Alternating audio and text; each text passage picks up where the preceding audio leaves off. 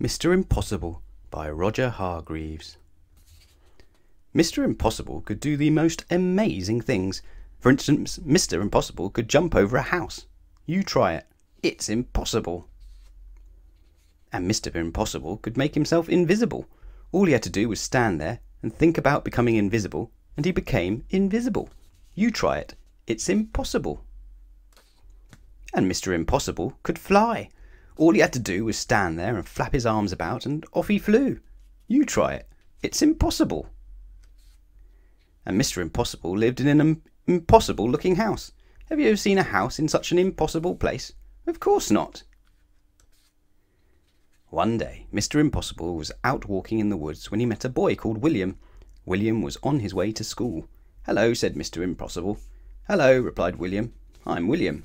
"I'm impossible," said Mr. Impossible. "Really?" said William. "Really," smiled Mr. Impossible. "Can you do impossible things?" asked William.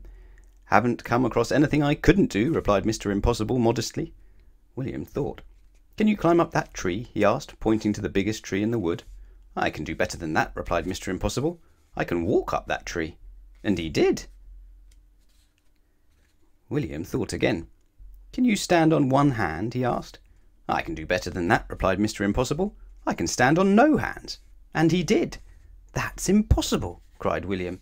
"True," replied Mr. Impossible. Then William remembered that he was on his way to school. "Why don't you come with me?" he asked. "But I've never been to a school before," Mr. Impossible said. "Then it's time you did," replied William. "Come on."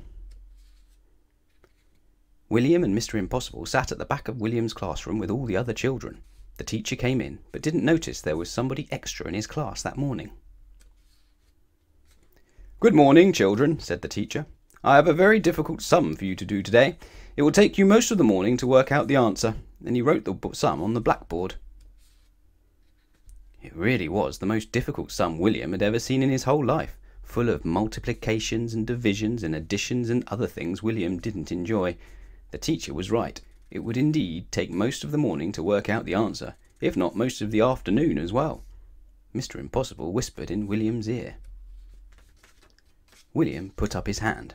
"Yes, William," said the teacher. "Is there something about the sum you don't understand?"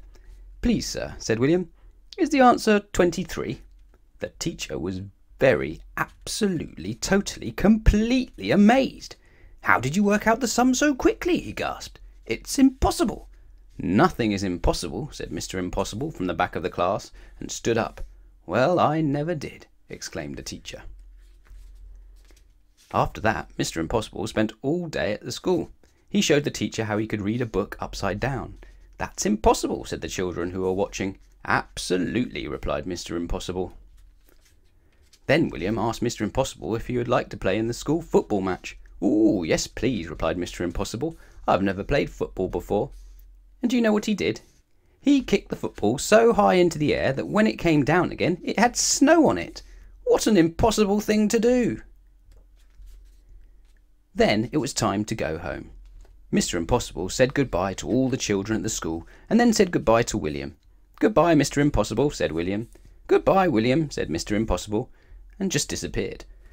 William rubbed his eyes and went home. William's mother and father were waiting for him. "Hello, William," they said. "Did you have a good day at school?" "Yes," replied William, "and I met somebody who can do anything in the world." "Really, William?" they both laughed.